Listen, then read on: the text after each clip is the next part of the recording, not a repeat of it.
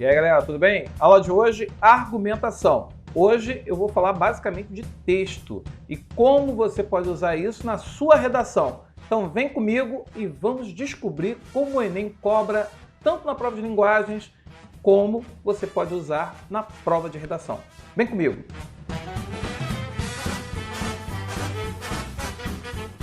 E aí, galerinha, tudo bem? Meu nome é Sérgio Monteiro, professor de português, e eu estou aqui fazendo esse Missão Enem.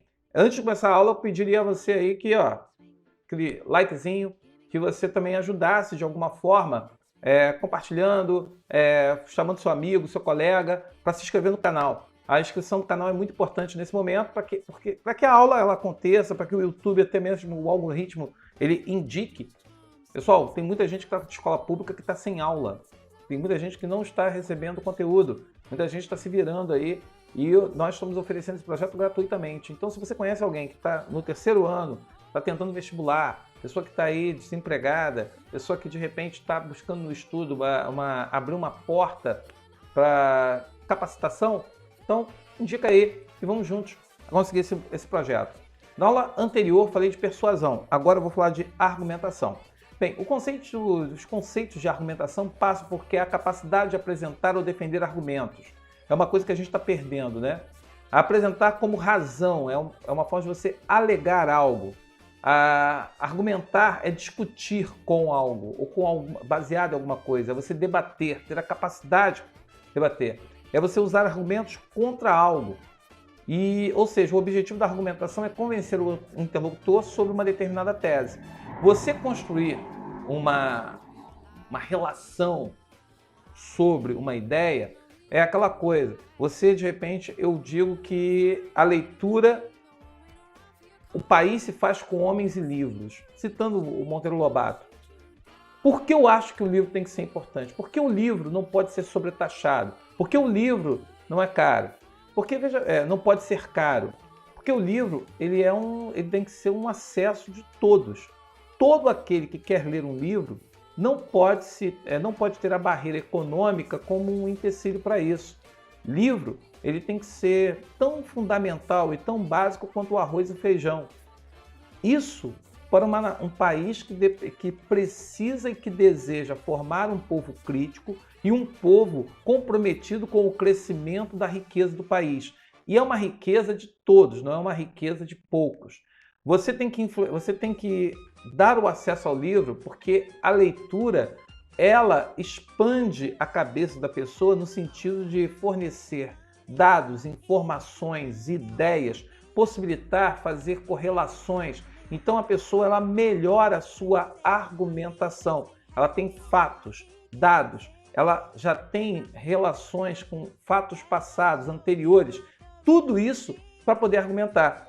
Hoje na internet é uma coisa muito triste que a gente percebe, porque na internet a gente enxerga justamente o quê? Eu dei uma opinião, a pessoa não concorda com ela, em vez da pessoa trazer informações que mostrem que eu estou errado, a pessoa ela parte para agressão, para frases feitas, fica reproduzindo argumentos que já foram comprovadamente esvaziados.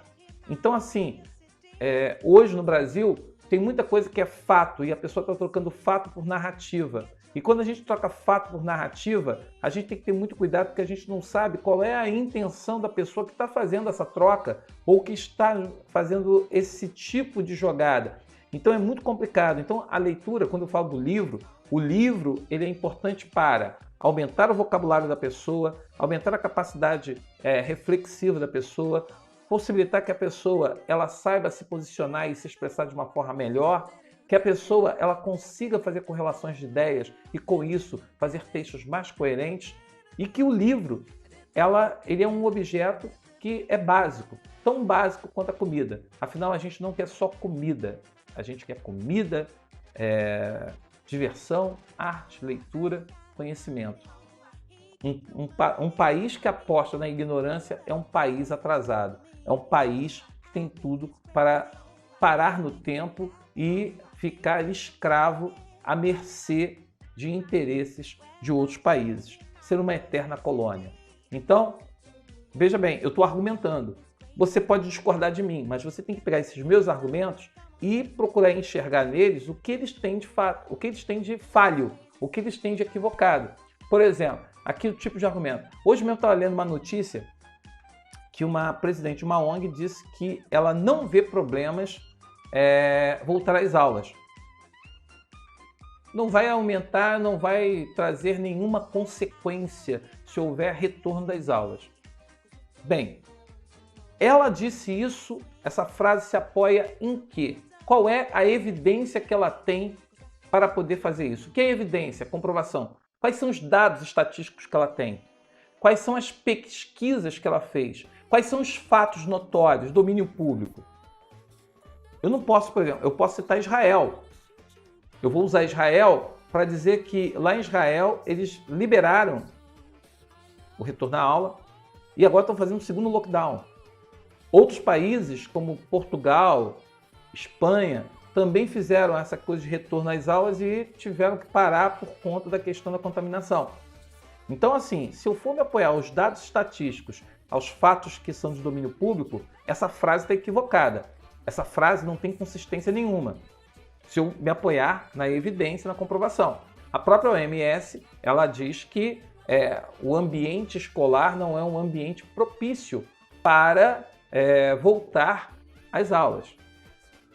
Então, a OMS, a Organização Mundial da Saúde, que é formada por infectologistas, por especialistas, aí eu vejo o cara que é desempregado ou o cara que, de repente, não tem formação nenhuma, não assiste aula de biologia, não sabe nem o que é a diferença de bactéria para vírus, e o cara fica falando, escrevendo texto na internet, pagando um mico desgraçado, pagando um gorila.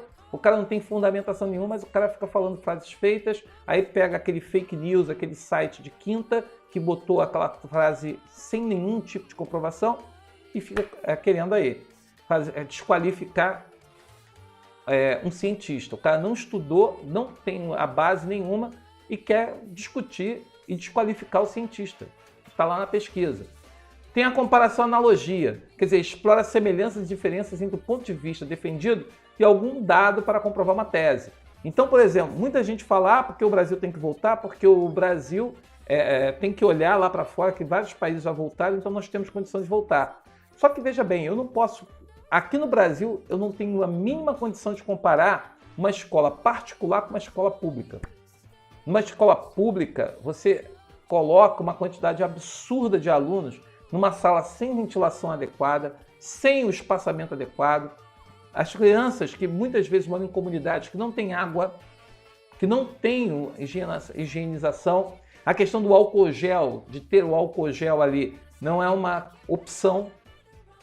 Muitos estão ali, o cara não tem dinheiro para arroz e feijão, vai ter dinheiro para o álcool gel. Então você está querendo comparar o garoto da escola pública com o garoto da escola particular, que esse garoto que é classe média alta, que tem casa, que tem casas com cômodos, um garoto que mora na favela ou na periferia, é um garoto que divide espaço com pessoas mais velhas, com outras pessoas, todos ali dentro do mesmo espaço. Então, não é questão de que a criança, ela, no caso, não é contaminada pelo vírus. A questão é que essa criança, ela tem o vírus e ela transmite para as pessoas. Então, eu estou pensando apenas no meu umbigo, não estou pensando no social. Então, é um problema aí, quer dizer, o cara faz analogia com outros países, com outras questões, mas o cara, ele não busca, no caso, as evidências, a comprovação, que faça ser pertinente aquela afirmação dele. Então, aqui, ó, a comparação, a analogia, é um recurso também que você pode usar na sua redação. Causa e consequência é um outro tipo de argumento também bem interessante, quer dizer, eu vou usar essa relação para comprovar uma tese. Então, quer dizer, eu vou falar que aumentou o número de casos entre os jovens professores com a questão do coronavírus. Por quê? Qual foi a causa? Porque os caras voltaram e mesmo tomando os cuidados sanitários, existe o improvável, existe o imprevisível e as pessoas acabam se infectando. Então, o porquê e a consequência é uma relação de argumentação muito válida, mas tem que ser argumentação coerente, tá bom? Pois os terraplanistas constroem uma relação de causa e consequência que não tem sentido nenhum, só tem sentido na cabeça deles. Ilustração e exemplificação. Muita gente gosta de fazer isso numa redação. Quer fazer uma narrativa breve, real, ou para não para comprovar uma ideia. Veja bem, eu vou recorrer aos exemplos, às historinhas. A redação da UERJ pede para você usar um livro como base da sua redação. Então, você vai usar o livro como ilustração do seu argumento. Por que você está construindo o argumento a partir de uma situação do livro? E por que isso? Então, é uma questão aí interessante, usar os exemplos. Eu vejo isso muito nesses debates televisivos que os caras recorrem a exemplos que nem sempre são os melhores para poder comprovar suas ideias. E temos o argumento de autoridade, que é o que mais cai em prova, né? Que eu vou usar a fala de um especialista para poder legitimar aquilo que eu estou falando.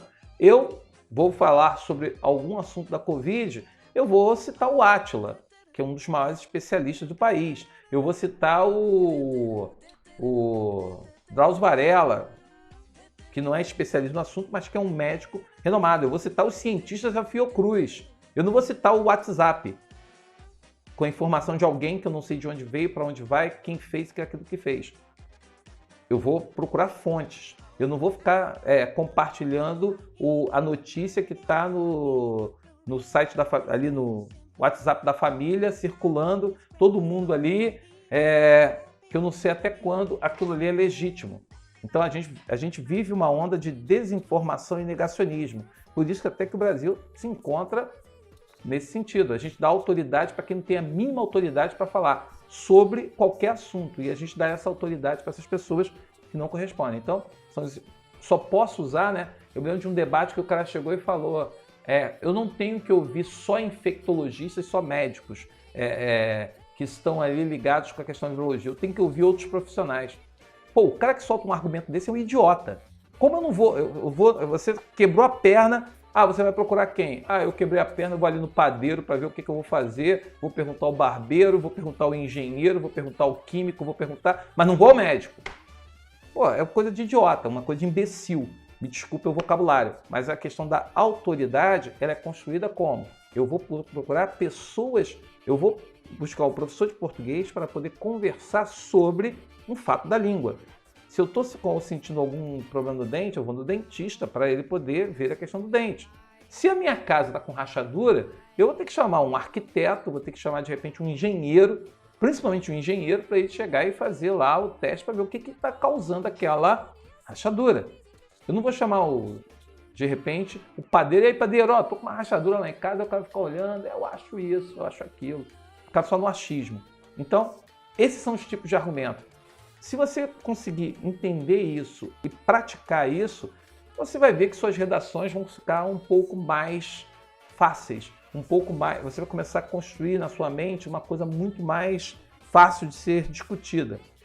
E aí, como é que cai no Enem uma questão dessa? Como é que o Enem cobra essa matéria em relação de argumentação? É claro que ele vai botar um texto, um fragmento, e vai pedir para você reconhecer o que o sujeito está usando para poder te convencer, para te falar sobre alguma coisa. Então, olha só, o comportamento do público em geral parece indicar o seguinte: o texto da peça de teatro não basta em si mesmo, não é uma obra de arte completa, pois ele só se realiza plenamente quando levado ao palco. Para quem pensa assim, ler um texto dramático equivale a comer a massa do bolo antes de ele ir para o forno.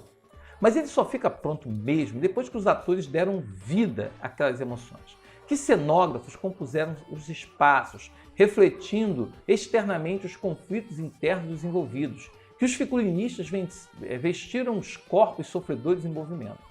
Então veja bem, na revista Metáfora, o autor aqui está dizendo que o texto aí ele só tem sentido quando a pessoa coloca o ator da vida aquilo, que o ator vai dar vida a personagem. Quem gosta de teatro sabe disso. Que o texto, você lê o texto e vê se você não acha graça nenhuma, você não enxerga graça nenhuma. Mas quando o cara sobe no palco e o cara dá vida, aquilo mexe com você, aquilo toca com você. Porque é do texto dramático essa questão de emocionar as pessoas, de mexer com as pessoas, de mimetizar situações que gerem uma catarse. E aí ele coloca, em um texto argumentativo pode-se encontrar diferentes estratégias para guiar o leitor por um raciocínio e chegar a uma determinada conclusão. Para defender a sua ideia a favor da incompletude do texto dramático fora do palco, o autor usa uma estratégia argumentativa, que é justamente o quê? A comoção. Ele procura mexer com você justamente sobre isso. O texto está incompleto porque é só um texto. No momento que o cara encena, ele vai procurar dar vida, ele vai dar sentimento. Então o cara ele procura mexer com a comoção, ele não faz analogia. Ele fez uma analogia aqui, né, professor? Da massa de bolo. No caso, eu poderia chegar aí, no caso, pensar que houve uma identificação. Mas ele está recorrendo justamente o quê? A comoção, para poder justamente o quê? Mostrar que o texto é incompleto. Por quê? Porque ele depende daquilo que vai ser colocado no palco, o quanto ele vai emocionar, o quanto ele vai surpreender, o quanto ele vai envolver o público. Por isso que a resposta é a letra A comoção. Agora, no texto 2, aí no caso, ele diz: o tapete vermelho na porta é para você se sentir nas nuvens, antes mesmo de tirar os pés do chão. Campanha publicitária da empresa aérea. Então veja bem, o tapete vermelho na porta, quando é que você usa o tapete vermelho? Para você dizer que a pessoa é alguém especial. É para dizer que você não é qualquer um. Tapete vermelho, ele só é colocado em ocasiões o quê? Solenes, em ocasiões importantes. Então, quando você fala assim para mim, estamos no tapete vermelho, quando é que o Oscar joga o tapete vermelho ali, né? Para dizer que aqueles atores que estão passando por ele estão vivendo uma noite ímpar, uma noite especial. Os reis colocam o tapete vermelho porque os reis passam, não são quaisquer pessoas, são pessoas ali. Então, são pessoas especiais. No casamento, né? Você bota o tapete vermelho para a noiva e o noivo entenderem que eles estão pisando num tapete, numa situação extremamente única, especial. Então, veja bem, essa ideia de que nós estamos aí, botou o tapete vermelho na porta, é para você se sentir nas nuvens antes mesmo de tirar os pés do chão, é para poder mostrar para o cara que ele vai entrar no avião e viver uma experiência única, especial, dentro do avião. Quem antecipa isso? O tapete vermelho. Então, olha só, quando a empresa aérea ela fez esse tipo de propaganda, ela esperava que você enxergasse isso. E aí ele coloca: ao circularem socialmente, os textos realizam-se como práticas de linguagem, assumindo configurações de especificidade, de acordo, de forma e conteúdo. Para atingir o seu objetivo, esse texto publicitário vale-se do procedimento argumentativo de valorizar o cliente oferecendo-lhe, além dos serviços de voo, um atendimento que o faça sentir especial. Você chega, olha assim, valorizar o cliente oferecendo-lhe, além dos serviços de voo, um atendimento que faça sentir especial? Tá meio que... Poderia pensar, vamos ver, persuadir o consumidor a escolher companhias aéreas que façam regalias e incluam seu serviço? Não. Isso aí seria a marca dessa empresa. Destacar que a companhia aérea oferece luxo aos consumidores que utilizam seu serviço? Veja bem, não é necessário. Aí a palavra luxo fica uma coisa muito específica, né? Porque a questão da qualidade do serviço, eu posso ter um bom serviço e não ter luxo. Eu tenho bom senso, bom gosto, eu procuro dar conforto. Luxo não é sinônimo de conforto. A pessoa pode calçar um sapato luxuoso que machuca o pé. Então, não seria isso aqui, luxo aí?